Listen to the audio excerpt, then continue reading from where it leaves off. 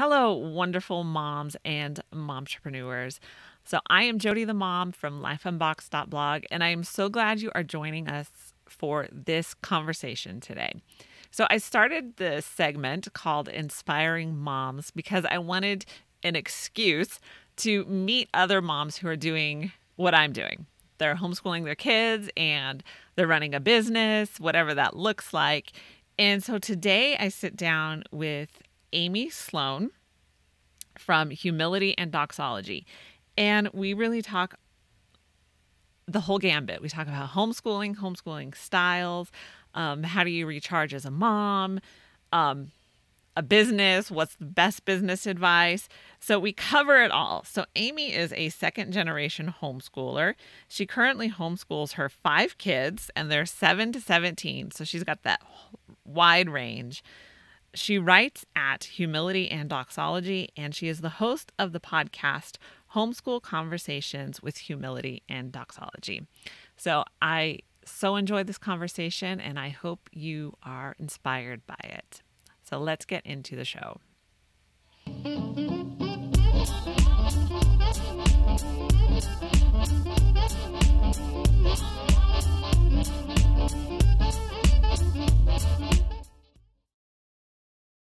Amy, welcome to the show. I'm so glad you're here. If you could introduce yourself and tell us a little bit about what you do. Yeah, thank you, Jody, for having me. My name is Amy Sloan. I am a second generation homeschooling mom of 5. The current ages are 7 to 17. I've got boys as bookends and 3 girls in the middle. And we homeschool an adventure in North Carolina. I write at humilityanddoxology.com and host my own podcast, Homeschool Conversations with Humility and Doxology. Nice. So my kids are like 2 to 16. So I'm like, that is a wide age range. So you're teaching every grade level almost, or every elementary, middle school, and high school. Yes, exactly. It's very definitely not boring. Okay. So you described you and your husband as a second generation homeschooler. Can you just explain what that is? Yeah. So I was homeschooled all the way through high school graduation, as was my younger brother. I'm so thankful for the educational experience that gave me. It was a very positive homeschooling experience. I'm thankful for the relationship I had, of course, with my brother, especially as we moved a lot. He and I are 4 years apart, but 5 grades apart.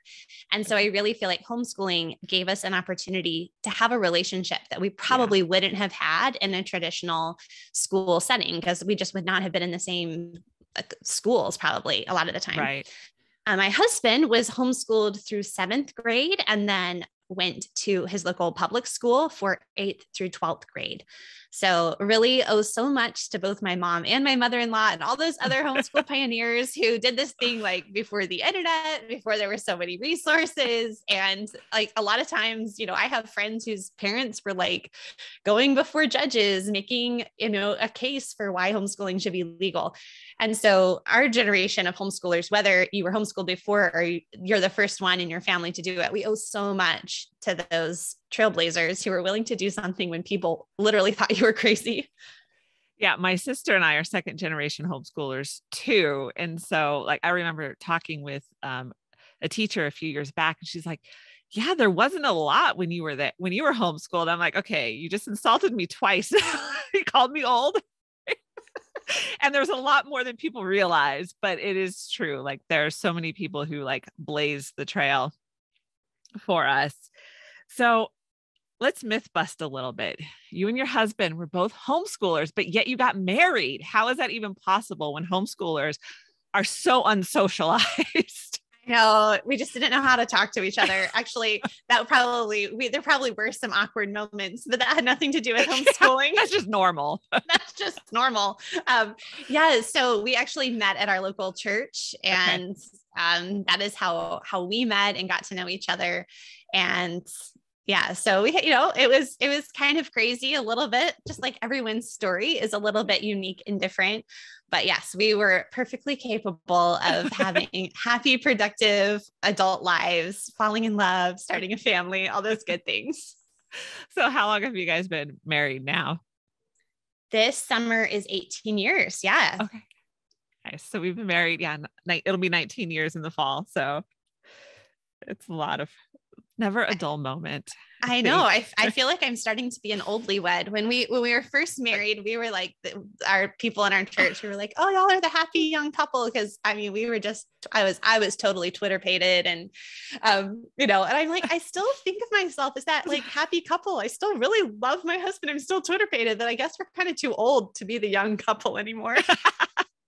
Well, you just have to hang around like people who've been married 40 or 50 years and you're still the young couple. Exactly. Okay. So you mention in your, on your website that you have a restfully classical approach to your homeschool. So tell me what that looks like. I think we all want to know especially with so many kids, how do you restfully homeschool? Yes. So that kind of has a couple layers of meaning. I don't know. I'm a Shakespeare nerd. So there's that line, like there's double meaning in that for much ado about nothing. So there's a couple layers of meaning there. So restful learning does not certainly mean that we're just like lying around and I'm never stressed and it's always so peaceful and easy. That's just not my life. That's certainly not my children. They're very enthusiastic and bouncing off the walls. So it doesn't mean like quiet and slow by any stretch of the imagination. But I guess sort of two things. One, with classical education, I think people sometimes have a stereotype in mind that you're like just focused on intense academics and like achieving these big, Right. fancy goals and being able to show off in the living room or whatever, or with your homeschool group or in front of grandparents. And I wanted to make sure that with children with a wide range of academic and social skills or challenges, that wasn't the primary focus. Like academics are very important to our family, but it makes it even more important to remind myself and the children of things that are even more important than the academics. And so I didn't want us to view this classical education project as something to like achieve, do more, keep getting better. Like if you fall short of some imaginary goal in your head, you've failed. And so that's part of it, is just making sure we focus on relationship and we focus on what's going on inside our hearts, not just inside our heads. And then the other part of it is, I think, so for me, my faith is incredibly important to me. Mm-hmm. And so we can so often as moms, whether we're working homeschool moms or homeschooling moms or just like parenting, there's so much pressure we put on ourselves to be able to do it all right and to not let anybody down, not let ourselves down, not let our spouse down, not let our kids down.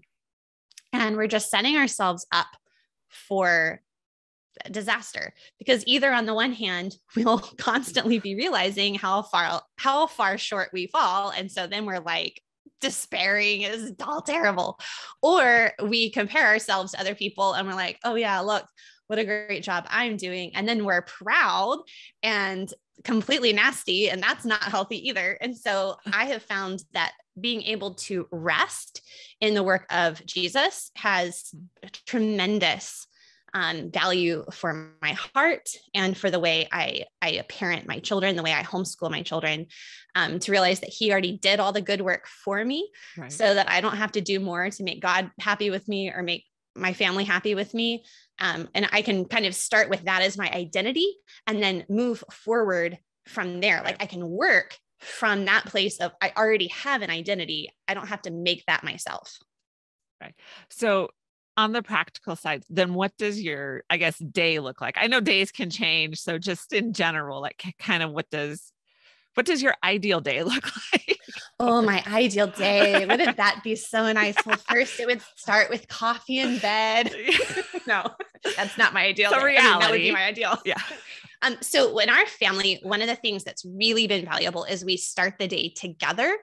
we call it morning time just because that was the term that I first was introduced to this idea, but people can call it all sorts of different things and it doesn't have to be in the morning.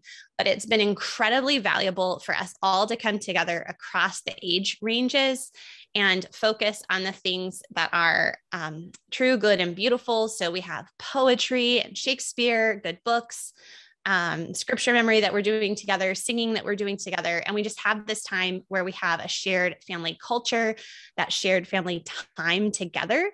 And I love to be able to start the day positively, right? Because people have challenges. I mean, you always are going to have, somebody's going to throw up, or if you still have little ones, like there's an accident that you have to clean up right at the most awkward time, or you have challenges with calculus or with relationships, the day, once it gets started, it can just be putting out fires all day long.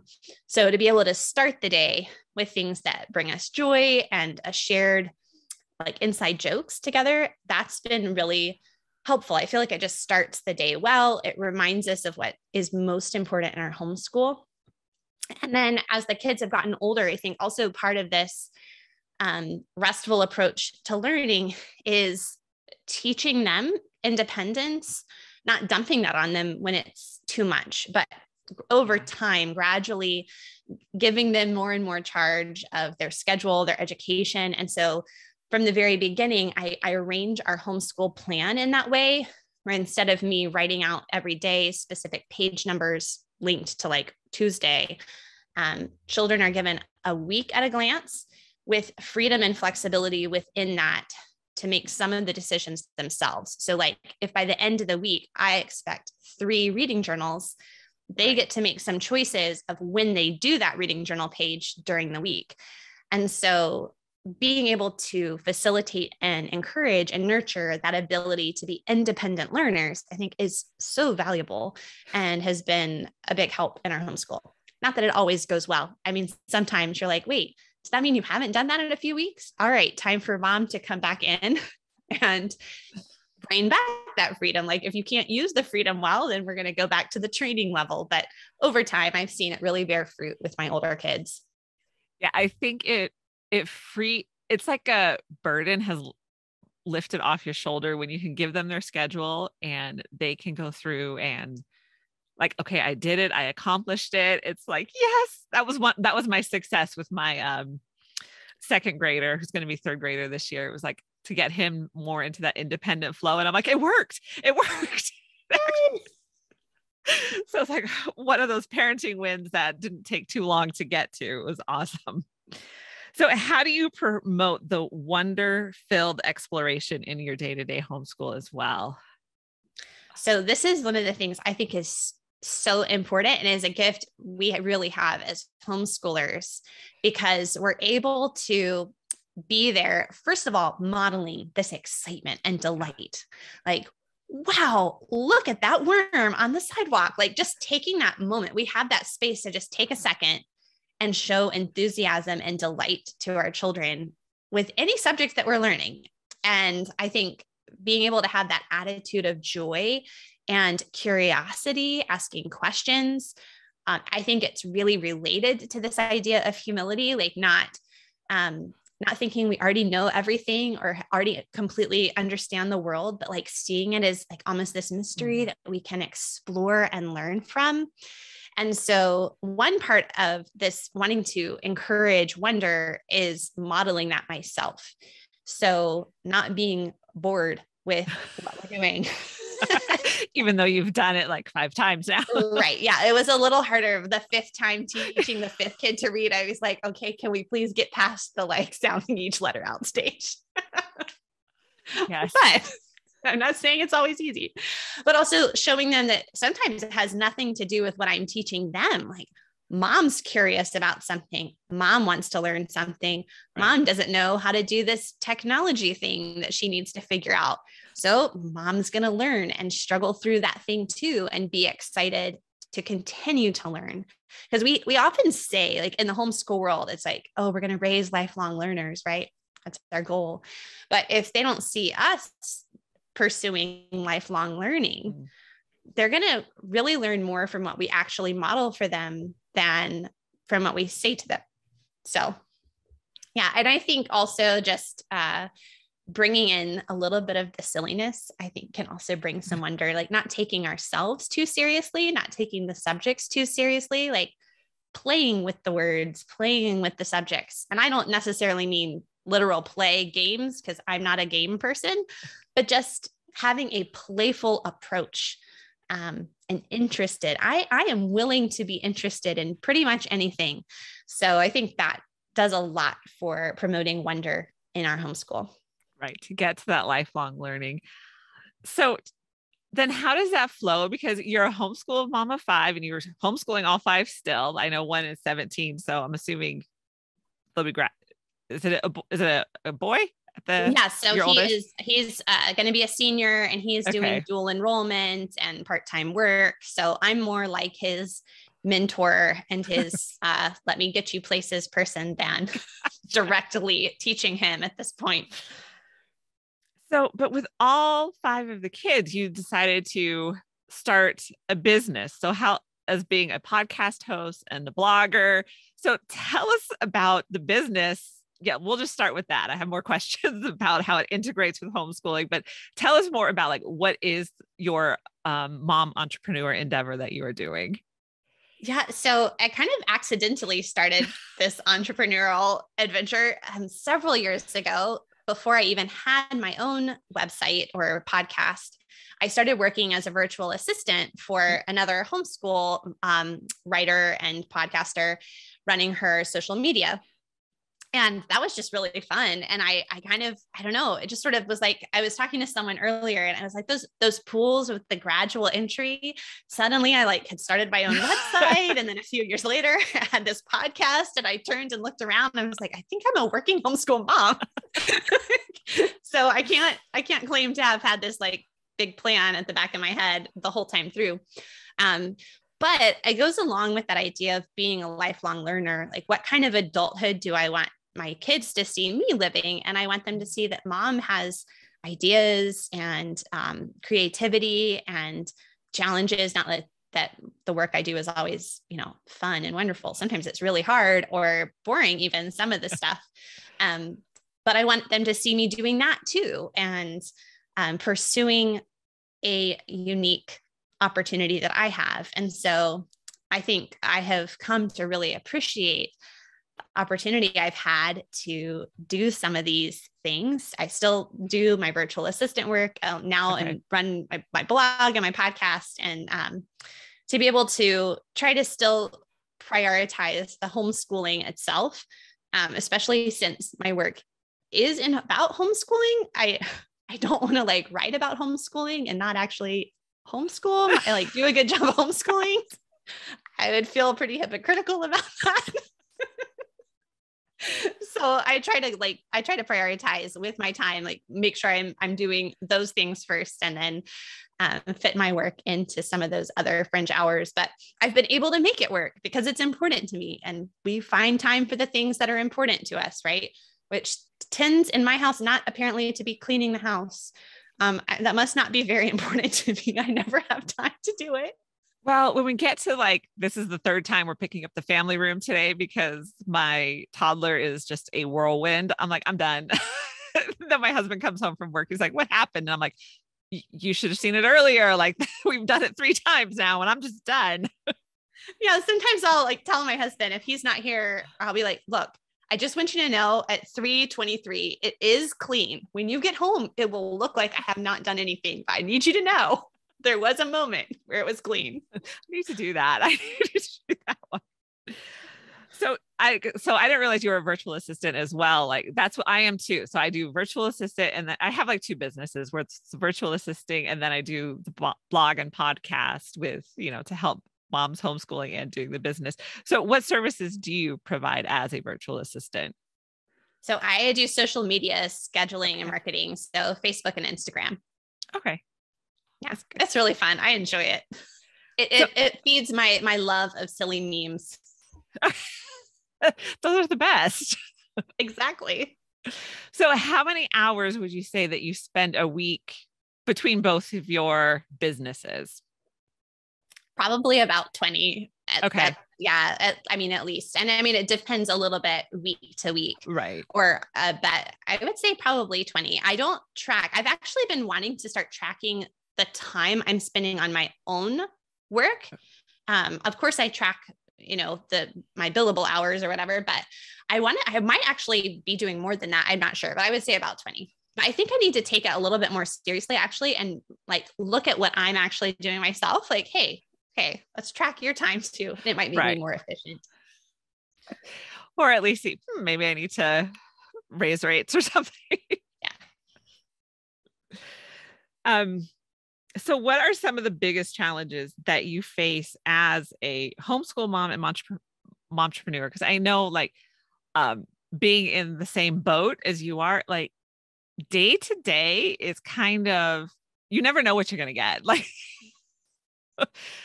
so what have been some of those biggest challenges? I think some of it is because seasons change so much, both within parenting, homeschooling, work.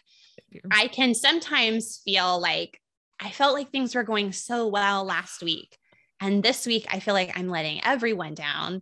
And that can be really discouraging to be able to have that feeling of inconsistency. And I know, that's a normal part of life. But I think that's a real challenge, especially if there's a season where I'm having to put a lot of extra hours into the work side of things. And then that feeling of like, oh no, the kids probably watched an hour too much of TV today.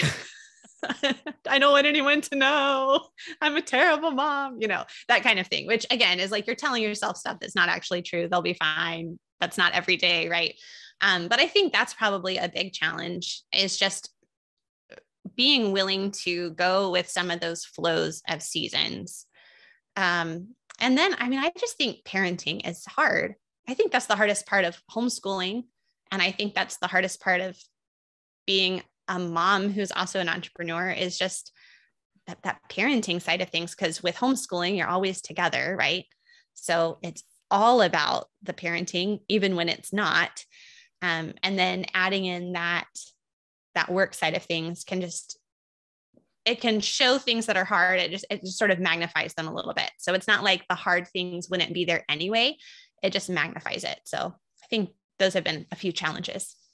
So what do you do? I don't want to use the word escape, but sometimes we as moms, like we need to escape. Like I tell my husband whenever they ask for children's ministry volunteers, I'm like, I can never do children's ministry. I'm with kids 24/7. Like I can't do it. So what do you do, I guess, to recharge your batteries? So I love to read, and I'm a part of an in-person book club. But I would like to clarify that I was not able to attend this in-person book club until about 2.5 years ago. So it was not something that when all my kids were really little, it was just, I would read on my own. But that is something I'm very thankful for. Again, my baby now is 7, and it's just such a different ballgame when that youngest is like 6, 7, 5, 6, 7, than when you still have multiple littles. So I don't want anyone hearing like, oh, she does a book club, that must have been nice all those years. Like, no, it's just in this season I've been able to do that. But reading is important. I love to go for walks and listen to my podcasts and just sort of pretend like I have a friend talking to me in my earbuds. No, I do the exact same thing. I have a book club with other homeschool moms that we do.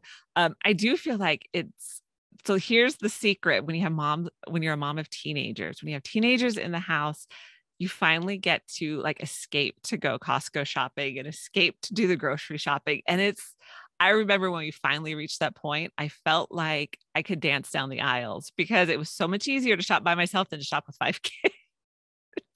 Yes. And you just feel like, hey, I got to run out and grab the milk. And it's not a big production of finding the shoes and buckling the people in. You can just like literally go out and get the milk. It's amazing. Right. So moms of littles, this is what you have to look forward to. Don't dread the teenage years, because you get to experience a few more escapes when you can. Yeah. And then also they're really fun to watch movies with. Like I just watched Legally Blonde with my teenage daughter, and like, it's so much fun to be able to watch like older movies now with her, like laugh about stuff together. It's really great. Teens are fun. So what advice would you give a mom who wants to jump into the mom entrepreneur and the homeschool mom? So what is your best advice? Okay, my best advice for all things in life Okay. is that the imperfect thing that you actually do is better than the perfect thing you never start.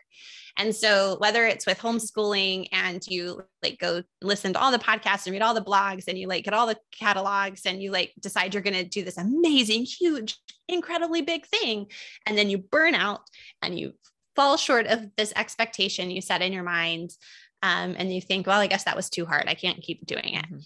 And I think the same thing can happen with entrepreneur endeavors, right? I'm thankful that I didn't try to do everything I'm doing now when I first started. And I'm thankful I had that flexibility to be able to do that. I know not everyone does, but to be able to kind of ease in and figure out how it was going to work in the schedule, was helpful for me because I am an all or nothing type person, the person who will sprint out and do something really great for a little bit and then be like, oh, I'm out of breath. I'm going to stop doing it now, you know?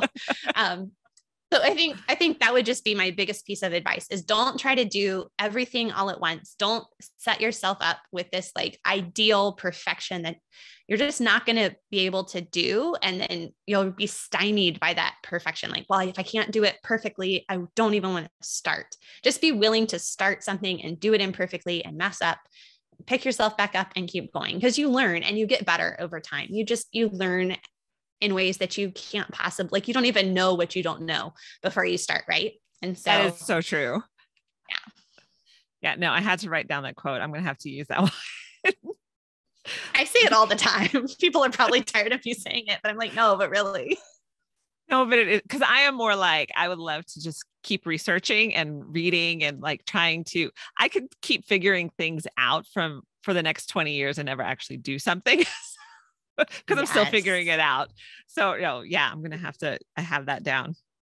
Okay. So last two questions. What is your favorite part of being a mom? Oh, my favorite part of being a mom. I don't know. What is my favorite part? There's so many things. Like I'm having all these ideas pop into my head. I think one of my favorite parts has been, especially as my kids have gotten older, seeing them become their own unique people and seeing them having ideas that neither I nor their father put there. Like they're just their own unique people and really coming to love them for who God made them to be. I think that's a really fun part of parenting is just seeing these like humans, growing up in your home. It's pretty surreal. And then to be able to talk to them and have these conversations is really, that's a really sweet part of parenting. Yeah. So tell us, where can everyone find you? Well, you can find me at humilityanddoxology.com. You can also find me Humility and Doxology on all the social medias, Instagram, Facebook, and YouTube. And then if you're a podcast listener, which you obviously are, you can check out Homeschool Conversations with Humility and Doxology in your favorite podcast app. And I interview different homeschool moms, dads, and other educators on all sorts of different topics. So it's really fun. It's just an excuse for me to get to talk to cool people. That's awesome. Well, Amy, thanks so much for being on the show with me today. I'm so glad that you were able to join us. Yeah. Thank you for having me, Jody.